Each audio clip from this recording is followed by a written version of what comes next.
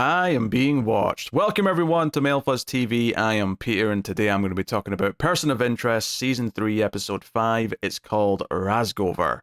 So spoilers for the episode.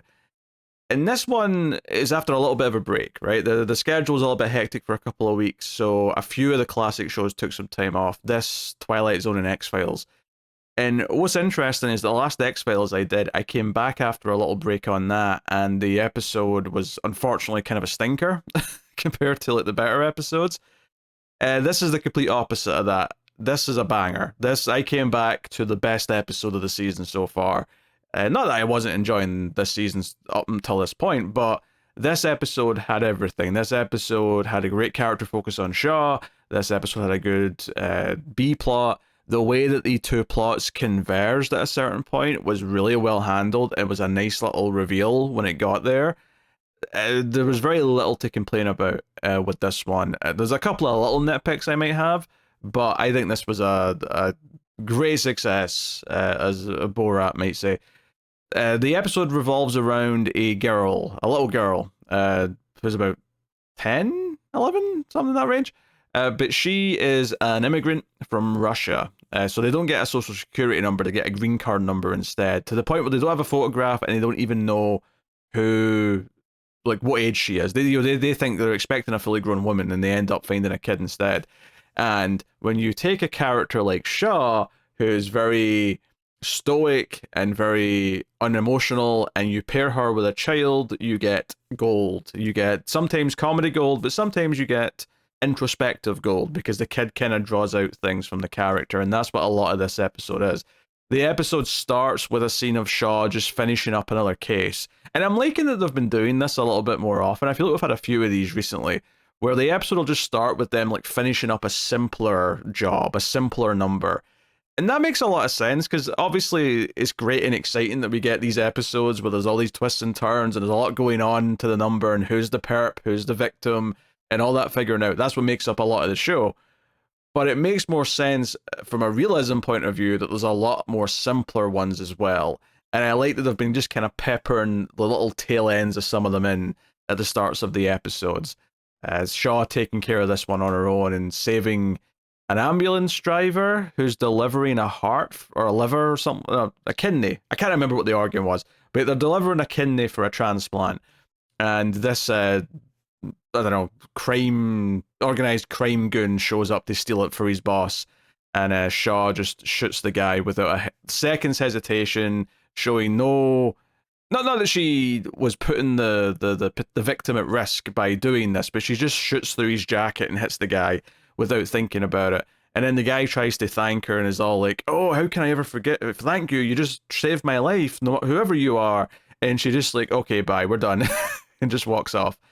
And Finch tries to get her to have a bit of we'll call it bedside manner, or doctor's manner, whatever you want to call it. But she doesn't. She just kind of saunters on. That's it. She's done. So the episode sets up its themes clearly. We're going to be exploring Shaw and how she is the way she is, and what might possibly break her out of that. The episode makes that claim, makes that statement at the start, and then follows through on it with the rest. One of the little details that I really liked about this is that Reese, well, he's in the episode and he's doing a lot of stuff throughout the episode. He never really actually interacts with the person of interest, with Jen, the little girl. The only time she really maybe sees him is when he comes up and tries to like fight the guys that are kidnapping her. So she might get a glimpse then as she's running away, but she never speaks to him.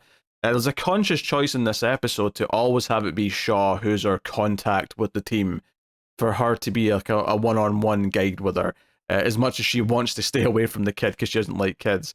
But everything about this was just delightful from the get-go.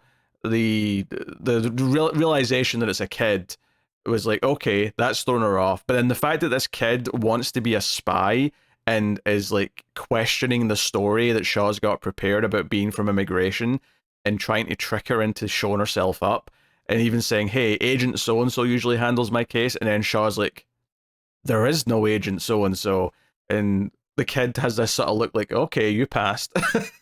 But, she's going to be this thing. In fact, one of the fun moments of the episode is after this initial interaction where they learn that she's a kid, that her grandparents, or her grandfather specifically, was looking after her here, but he passed away. So now she's living with this crappy third cousin who's a junkie, who just does it because he gets some extra money from the government to take care of her, and that's it, right? That's all it is. But so she's in this crappy neighborhood. There's clearly drugs going around, not only just from the guy she lives with, but just clearly there's people passed out in the stairwells of the building and stuff like that. They're really commenting on like what's going on. So this gives them some information to work with. But the really fun part is that they're following the kid afterwards, separately. Reese is on like the same street as the kid, Shaw's across the street, and they're talking to Finch, and they're all bouncing backwards and forwards, talking about who the kid is, the family she comes from, yada yada yada. And there's a moment when Jen looks in her camera on the reflection and sees Shaw, and Shaw is good enough to notice that she's doing this, and like Batman's out of the scene as quickly as possible. So when the kid turns around, Shaw's like ducked into an alleyway. And then Reese has this shit-eating grin on his face as he tells Finch, Shaw just got made by a 10-year-old, right? She just met this woman at her apartment, she knows what she looks like, and she caught her following her. And it's just this little fun little thing that this kid is trying to be a spy, and obviously she's not going to be a proper spy like the adults are, but she's actually got some proper tactics. And there's a reason for that. We find out that her grandfather was in the KGB, and he taught her some stuff that he knows, particularly how to do surveillance in really old school ways, which is obviously what comes into the plot. But even just little things like this, he's taught her some tricks, and she just used one. And I like it because it doesn't make Shaw look dumb. It makes sense that Shaw didn't expect a 10-year-old to use tactics like this. That's what she says. Like, what kind of 10-year-old uses reconnaissance or surveillance tactics? It was a counter intelligence. No, it was counter something. Anyway, the point is, how's the kid knowing how to do this? It makes sense that Shaw wouldn't have expected that. So Reese is enjoying it a little bit, right? So they tell Shaw is like, okay, I'm going to go back to the apartment and see what I can find out, and Reese is going to keep following. But then the bad guys intervene, try and kidnap her. Reese tries to fight the bad guys. The girl runs to the basement of her apartment building, and she's about to get grabbed, but Shaw pops out and shoots the two guys and like grabs her, and we get like a almost Ripley and Newt kind of running through the basement of the building. Eventually they even end up in the vents, which reminded me a lot of Newt taking Ripley into the vent, or chasing away from Ripley into the vent in Aliens. This idea that she knows her way around the small nooks and crannies of the building that's quite dangerous, because it's not aliens in this case, it's full of junkies and drug dealers and criminals. But all of this I thought was delightful. All of the interactions between Shaw and Jen were really good. Jen asking questions like, are you a robot, and prodding her, or trying to like grill her for information, being like, so what are you, like CIA or what? And she starts like listing a bunch of agencies, and she's like, we're not a big agency, so you're a small agency. No, we're not really a small agency. Okay, then what are you? And Shaw can't even really answer that, but she keeps asking her these questions. In fact, before even that, there's a moment where Finch asks Shaw, hey, does the girl know why these guys are after her, right? And so she turns to her and says, hey, do you know why those guys are after you? Do you recognize them? And the girl just kind of goes, must be because of my spy work. And there's just a beat. There's just enough of a pause. And then Shaw says, she doesn't know. That really made me laugh. That was such a good moment. It was like this kid saying, hey, because of my spy work. But what makes it so good is that she's actually right. It is because of her spy work. Her spy work is why the guys are after her. But in the moment, Shaw plays it off, the kid's just being a kid and she's being an idiot. So no, it's not, she doesn't know. So the fact that it turns out that she is right is really good. It's really entertaining, and it keeps Shaw on her toes, because I was saying just in the last couple of episodes that Shaw has mostly been comic relief so far this season, right? And that's not been a bad thing. She's been entertaining, she's been funny, and it felt like they were playing that up, especially the last couple of episodes. But here it's like, oh no, we're actually going to focus on her. We're going to make her more of a core part of the team. In fact, the episode even ends with Finch saying, "You finally got the job," right? Like all this talk that I was trying to do of softening you up so that you would talk to people and not scare the shit out of them, which is something that he brought up with Reese, and then Shaw's like, hey, I bugged your office, I can hear this secret channel. Which does not please Finch. He does not like the idea of a bug in his office. He's very upset about that. But she's like, yeah, I don't like kids. Yeah, I'll go do something else. But she gets lumped with the kid anyway. Circumstances put her with the kid. And she doesn't even want to tell her name early on. But what's notable is that when she does tell her name, when she does admit, hey, my name's Shaw, she does it in a moment to comfort the kid, because the kid is like flinching, because this is when Reese is fighting a bunch of the bad guys elsewhere in the building, so she's hearing all the gunshots. And the fighting is never the focus. The fighting is just like, yeah, obviously Reese can take care of himself. We're never really concerned about that side of it. But you hear the gunshots, and the girl's like flinching with every single shot. And Shaw says, are you okay? The girl kind of tries to play tough and say, yeah, I'm fine. And then Shaw says, my name is Shaw. She chooses that moment to put her at ease. So even if Shaw isn't consciously doing that, the idea that she is reaching out and trying to actually answer one of the girl's questions to make her feel better and distract her says something about the relationship forming here. It says something about how she's recognizing the girl's distress and that she's trying to reach out and do something about it. This secret location they're in, though, in the vents, is where the girls set up all of her reconnaissance stuff, which is basically a bunch of old school tape recorders, and she's basically wired a bunch of the building up with her own mics, and says that her grandfather taught her how to do this. This was something that he did. It's very old school. They actually make a point of saying later, when Shaw's interrogating the cousin, that these criminals scan for transmitters because they're criminals, they're organized crime. They actually do think about this. But they missed her bugs for a while because no one uses wires anymore. It's not a thing anymore. This kid's using old school tech, so it never occurred to them until one day somehow someone found a wire, and it led to them hunting down the girl. And she's recorded them. She's got a whole bunch of tapes, which she's reluctant to say where they are, but Shaw plays the I'm a spy 2 card, and Finch goes and finds them. And he's very impressed, actually, because they're hidden inside a payphone, like a public phone. So it's all very super secret spy style stuff that the girl's been doing. And I love Shaw's reaction, though, when the girl says, yeah, I've bugged all these places listening for criminals. And Shaw even asks, like, did you not think that was a stupid idea to bug, like, a bunch of actual criminals? And they're like, and she's like, yeah, but I wanted to try and get rid of the drug dealers. And I thought if I built up enough evidence, the cops couldn't ignore it. And in a weird way, like, she's kind of doing like a baby version of what Team Machine do. She's trying to build a case. It's actually, it's kind of adorable in a lot of ways, but she's got noble intentions. And this gets to the question of how Shaw's different and how Shaw doesn't feel, because she immediately suggests that she sell the Lenin medal that her grandfather gave her that she wears everywhere. And she's like, what's wrong with you? Why are you like this? The kid starts analyzing Shaw, and Shaw's like, yeah, I don't really feel things. Anger maybe, but everything else I don't really feel. I learned when I was your age that I was different. Which probably does lead me to like my biggest critique of the episode, actually. There's one nitpick that I think is sizable enough to properly mention, right? There's a couple of little things, like when they're coming out the vents in a minute, Shaw gets kicked in the face, and it looks pretty shit, right? That's a minor nitpick, but maybe they just didn't have time to get a better take. But they're doing like a relative close up on her, and the foot comes off camera and hits her in the face, and it just looks really fake. It looks like they didn't have time to do it properly to make it look good on camera. Maybe a few more takes, maybe because of the shot they couldn't use a stunt double or whatever, but it didn't look very good. But that's super minor. The actual one critique I would give this episode that I don't think is that strong is the flashbacks.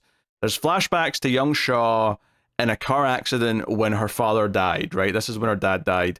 And the whole flashback story that takes place over 3 or 4 flashbacks is that she's trapped in the car and a firefighter's trying to get her out. And the second flashback, he gets her out. And the third flashback, she basically just no-sells the fact that her dad's dead. The guy's really nervous to tell her that her dad's dead, and she just goes, oh, he's dead, you mean? Can I have a sandwich? And she's just completely unresponsive to it. She just acts like a sociopath. And then there's a fourth flashback where it's just a firefighter talking to some other responders saying, yeah, she's broken or something. There's something weird going on with her. My critique of this is that, honestly, there's not enough in this for it to be 4 flashbacks. You could have easily done just one flashback that had all of the points you needed here, somewhere relevant in the episode. Maybe just after Shaw mentions that she's different, maybe that's when we get the flashback. Maybe towards the end of the episode, because she literally actually wakes up at the end of the episode for the cliffhanger. Maybe you could have had the whole flashback there. Maybe that'd be weird from a pacing point of view. But I do not think that this flashback had enough material in it to be split into 4. Maybe 2 at a push. But all it is, you can tell it's young Shaw, right? It's very clear quite quickly. And the whole thing is just, I don't feel anything for my dad being dead. Firefighter reacts.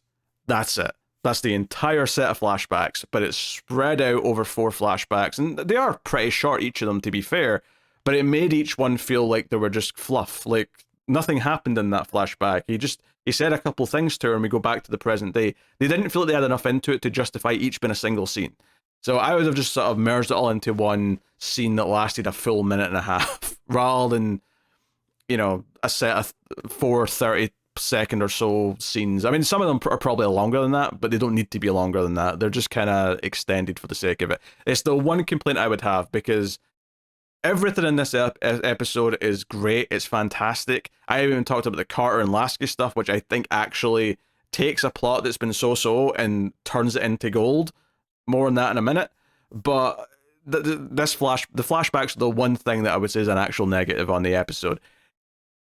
But yeah, like, Shaw gives a shit. They gas them out of the vents. Shaw tries to protect her, takes a bullet for the kid even, and gets knocked out, like I said. And when she wakes up, or actually, one of the bad guys is going to kill her, and she just knocks him out because she was in the back of the car, and there was like a crowbar, and she uses that to hit him.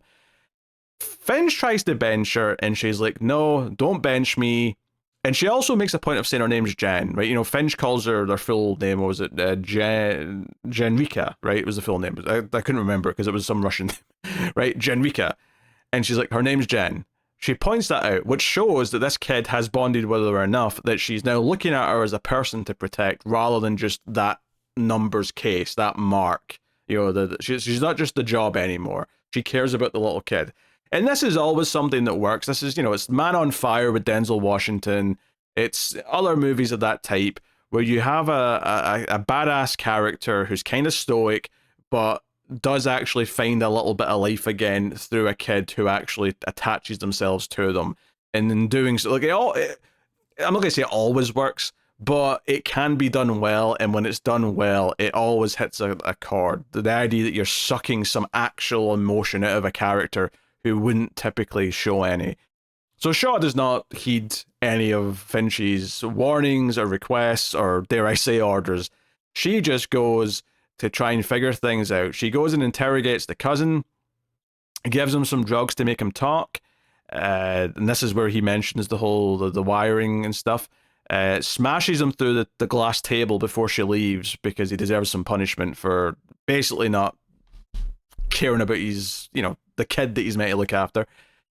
And then she goes to the Bratva, the Russian mob, because they're involved in all this. They're distributing this drug, and she wants a location to go find her, or find out what's going on so she can do something.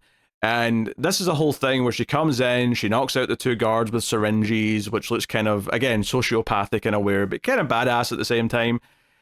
And she has a whole thing here where she straps down the main Bratva guy, who the episode did remind us of this guy. They showed him meeting with HR at the start of the episode, which is a really neat way, again, of the writers knowing they have to remind us of who this guy is. Partly because this all feeds into HR stuff, which I'll get to in a minute, but it's also just good for this, that when she goes to see this guy to interrogate him, the episode has already reminded us this guy exists, and we know him, we've seen him, and he's fresh in our minds because of that. She ties him up, and she asks him a couple of questions, like if he's been sick or whatever. Basically, she's going to take some of his blood because she needs a transfusion, because she's a universal receiver. And she asks specifically at one point, have you ever had unprotected sex? Which he cracks a joke, but then says no. And I'm just going to call bullshit on this. What? You're a 30-something guy in the Russian mob, and you've never had unprotected sex? I don't believe that for a second. I don't think most normal people could say no to that question. Never mind someone in the Russian mob. So I'm calling shenanigans on that. But she needs the blood, so she takes it anyway. So it's fine. But this all gets her involved in the other side of the plot. And this was something else that I really liked about this episode, is that all of Finch and Reese's investigations, He's following the signal. He's following this mobster who kidnapped the girl who's got the shakes, right? They think he might have Parkinson's at first. It turns out he's actually got the shakes because of how they're making this drug, this new drug they're selling. It's got something in it which can cause this if you breathe a lot of it in, and he has done because he's been making it. He's following him, and there's this great moment in the episode where both him and Carter show up at the same place because Carter's following someone from HR, and it brings both plots together. There's actually a couple of little teases that suggest this is going to happen if you're looking for them. You can hear Simmons' voice on one of the tapes, right? Because Finch is looking through the tapes, and even that's got some comedy, by the way, like him hearing the couple having sex and then pulling it out and then looking at the label and it says gross, which obviously the girl's written. It was a funny little moment, right? There's some good little humor in this episode mixed in with everything else. But it sets up that the reason why these tapes are so sought after is because HR or some of the voices that have been caught on these tapes talking to the Russian mob. So we get the reveal that it's actually Simmons who has the girl now in whatever location this is. I think it's the lab where they make the drug. I thought that was a really fun reveal. It was a really natural thing to bring them both together, especially since the start of the episode, Carter's like spying on some HR and Reese shows up, gives her a beer and admits that him and Finch have kind of known that she's doing all this and that she wants help. He's around and she's like, look, if I need help, I'll call you, but I think for now I'm good. And she also explains that she doesn't want to just take down who she's got evidence on so far. She wants the leader because it'll just grow back, right? HR will just rebuild itself if the leader's still out there. She wants the person in charge, which is good. It's a mission statement. It explains why she doesn't want to move on it. Although she is willing to make a deal later on to get the girl back. She's not willing to like hunt HR at the expense of a girl's life, which is a really notable little moment. But it means that Reese and Carter get to work together. You know, she's ditched Lasky, right? Which we'll get back to Lasky in a bit. But they end up working together. I thought the way this came together and brought the two different plots together was really inspired. I thought it was a fun way. It felt supernatural. It wasn't super telegraphed either. Like I say, there's a couple of hints if you're looking for them, but it's a fun reveal that then just made complete sense because we know HR have been working with the Russian mob. It was a fun coming together that just felt natural once it happened. So that was really cool. And then you've got the idea there might be conflict between Shaw and the others because she wants to get the girl back at no matter the cost of like giving them the tapes, giving them whatever evidence. Finch is trying to copy all the information onto a digital backup before they hand them over. Instead, they pull a bit of a long con here where they intentionally feed misinformation. I mean, I'm sure Carter's in this as well, but Carter gets information from then when Lasky is listening in, which effectively is designed to lure Simmons and most of the men away from the girl to come and get the tapes and the quote-unquote man in the suit, which they do, and Reese takes all the men out and then has a big one-on-one fight with Simmons, where Simmons is like, hey, we've been due a conversation here, I think, so they have a big sort of mano-a-mano fight, which again also kind of feels like a big deal, because Simmons has been this major player in the city in HR since season 1, and it felt like, yeah, there's at a certain point these two were going to have a proper fight. And it's, yeah, I don't think it occurred to me beforehand, but once he says that line, you realize, oh yeah, these two have never actually had a one-on-one fight. That kind of feels like a fairly big deal. And then when another cops show up, Reese Batman's out of the scene. He just disappears, you know, Simmons turns around and he's gone. But it means that as this is happening, Shaw gets to do her whole badass walking through the cloud of smoke with a shotgun and saving the girl, and then they blow up the building to destroy all the drug making stuff, all the lab stuff, and you know, all of that's super fun. Also, shout out to the interrogation scene with the Russian mobster with the shakes, where Reese tells him he's put some like nitroglycerin in a cup or on a beaker in his hand, and if it drops, it'll blow him up. And they make him talk, and then they leave, and Carter's like, hey, are we just going to leave that out there with him? And Reese goes, oh, it's just corn syrup. And then she just kind of like shakes her head, and then the guy spills it and screams because he thinks he's about to die. Also funny. This episode had a lot of good comedy in it as well. Like, what's so good about this episode is that not only does it tell a good story with Shaw caring about this kid and wanting to save her, and it feeling like it's getting to some of the roots of like maybe she does have some feelings deep down, and also integrating her into the team more because now Harold accepts her more by the end because he's seen that she does have kind of a heart in there somewhere. She didn't traumatize the kid. but it's also got a lot of good funny bits. It's got a lot of good funny stuff between Shaw and the kid. It's got funny stuff with Reese and Carter and this mobster. Finch has got a couple of zingers throughout the episode. I mean, Fusco's missing. I miss Fusco. You know, Fusco's always nice to have around, but there was a lot going on, and I think he would have been an element too many. Like I say, the only real critique I have is the flashbacks, feeling like they didn't really need to be a set of flashbacks. So we have the ending to the girl stuff is Shaw dropping her off at a private school, and apparently she's now officially the ward of a billionaire, meaning Finch, which made me chuckle a little bit because I'm like, what is she, his Robin? You know, we've compared this show to Batman in the sense that it's like the billionaire and the Batman part split up, right? Finch being the billionaire, Reese being the actual active Batman, right? Dick Grayson becomes Bruce Wayne's ward because his parents die and he gets adopted effectively. So I just, that the choice of wording there, that she is his ward, I thought that was very intentionally chosen. I would be shocked if it wasn't intentionally chosen to evoke the idea of Robin. Not that I'm suggesting we're going to see this kid again and she's going to be an active part of the team in any way. I don't mean that.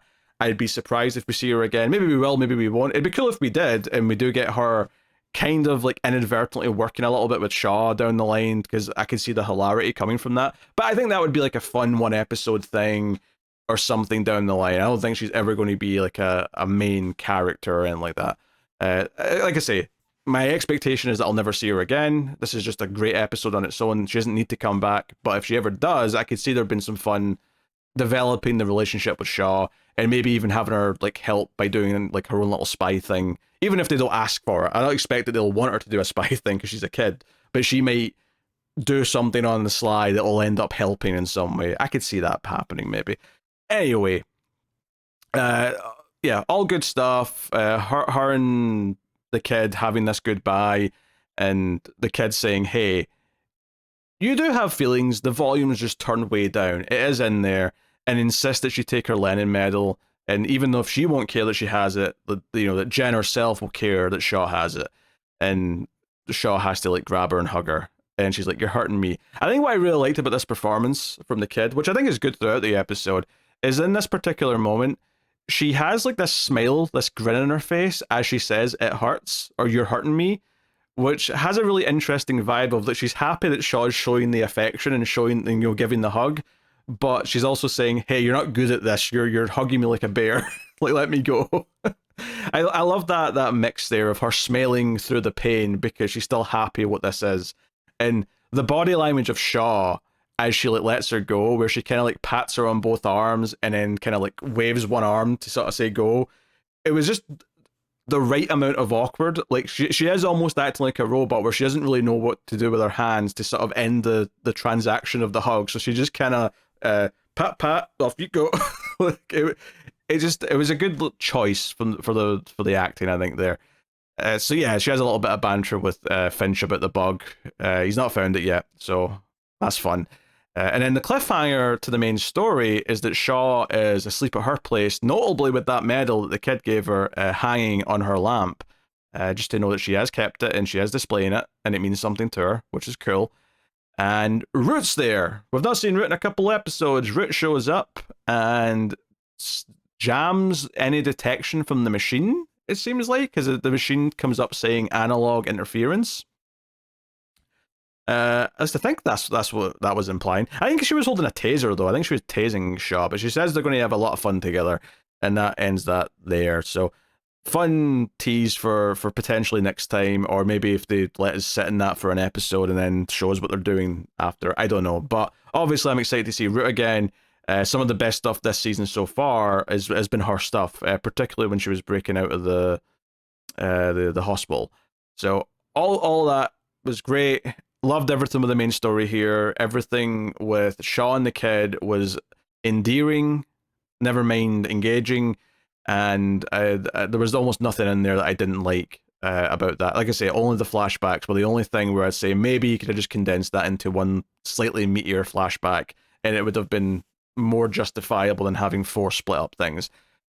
Obviously, the one thing I've not really talked about yet, though, separately, is Carter. Obviously, I've talked about Carter's involvement in the main plot more or less as much as I'd want to, but specifically the Lasky side of it, where she ditches him early on to go and do stuff with her own case, and then runs into Reese and joins that plot. But there is a scene before that though, where Lasky comes into the car and he's acting all nice, but he specifically says, "Hey, I bought a new gun last week," and he whips out this chrome pistol, which I mean, maybe they can. I did not think that police officers in the US, while they all have guns, I didn't think they could just buy their own personal guns and use them instead. I thought they had to use the issued firearms, but clearly I am no expert in the situation. However, he mentions that he bought it in Jersey at a gun show, and Carter's like, "So you brought that illegally across state lines? And you know that every gun has to have ballistics on file in New York. That's part of the rules." So she confiscates his gun. That's important for later. So after everything goes down, and it's actually during the final stuff is happening, right? Where this is right after he's like heard the phone call, giving the fake information so that he'll tell the bosses that the man in the suit's heading here and he's coming with the tapes, whatever, right? It's an ambush, blah, blah, blah. He asks Carter to have a talk because he's having a problem at work, and he suggests this local bar that he knows. So they go to this bar, and this is notably a choice that he's made because he knows the bartender, who's also a corrupt cop, someone that's backing him up effectively. And he's like, "Hey Carter, we've got a problem. You're not trusting me. You're not telling me anything. How can I watch your back if this, and this?" And Carter listens to what he's saying for a second. He even brings up the man in the suit. "I don't think he's your boyfriend, so what is he? Something's going on." And Carter just whips out a phone and shows a photograph of Lasky taking money from whatever that guy's name, Turney, yeah, the other detective who's corrupt. And basically, what I liked about this is that she reveals that she's known the whole time that he was working for HR. The line she says is that, "I've known ever since your ass landed in my car," which was back in episode 1 or 2, right? Whenever he was first introduced. And I think what I love about that reveal is that maybe one of the critiques that one might have had that made this a less engaging character so far is that it was kind of obvious immediately that he was not trustworthy, and then sure enough, like the very second episode he was in, it showed and started acting like he was untrustworthy, and then they outright revealed it. And I think having it revealed that Carter was just as aware as the audience these past several episodes, and has been letting it go because she wants to use him. Like, she didn't look dumb before, but she feels like she's as smart as she should be now, right? I wasn't thinking she was dumb before, but now it's like, yeah, okay, this feels exactly right, that she was onto this from the start. And she shoots the bartender, who takes a shot at her. And Lasky's like, "Hey, you just killed him." And she's like, "No, I didn't. You did. This is your chrome gun, right? This is yours. All they have to do is check the register. This will all be on you." And then the scene ends with her saying, "You don't work for HR anymore. You work for me. And you're going to spy for me," kind of thing. So it sets up a new status quo. It makes Carter look like she has been ahead of the game this past several episodes, which is great. Like, it kind of takes... It wasn't a bad plot. This Lasky stuff with him being an obvious spy for HR wasn't like terrible or anything, but it wasn't the most exciting thing of any of the episodes. It was just, it's there. You make sense that it's building to something. But this is another example, kind of like Beecher last season, where the actual romance with Beecher I didn't think was the most compelling thing episode to episode. The scenes were kind of, one-dimensional ultimately, just kind of building the relationship. But then when it took some turns where she kind of found out that he might be dirty, and that was a really interesting way they did that. And then the actual demise of Beecher was the best thing that they'd ever done with that character. It was really well handled. And here, I feel like this Lasky stuff was just fine, and then this completely flipped it. This entire scene in the bar took it and turned it into gold, because it was like, okay, Carter looks like she's a genius now, and like this little shit now has to work for her. And I'm kind of excited by that dynamic, because I'm like, okay, it's one thing when he's obviously a bad guy and he's been a little weasel, but now that he's going to be scared and have to do her bidding, and we don't have to feel bad about it. This isn't like last season with was it Collins, whatever his name was, like when he had the bomb strapped to his chest. No, it's not like that at all. because we know Carter's only going to do this for good reasons. She's only going to use this to take down bad guys. Like, she's not going to just kill him because she feels like it, because she's not a villain. So we can enjoy this. We can enjoy him getting put through his comeuppance, and he's earned it because he's been working for corrupt cops. You know, he even calls Carter a bitch in this scene and says that he's going to kill her because he's got the authority from Simmons and HR to kill her whenever he wants. So there's no sympathy for him, right? Maybe they could do a thing where he kind of does learn because he's young and stupid, and maybe he'll change his tune a little bit over the season or something. Maybe they'll do something like that. But as of right now, we can just take glee in the fact that Carter's one-upped him and that he was just in over his head the entire time, because he felt like he was not that great before, and this confirmed it in a way that was very satisfying. So yeah, this was also a winner. Main plot was a winner. Tons of great character interactions.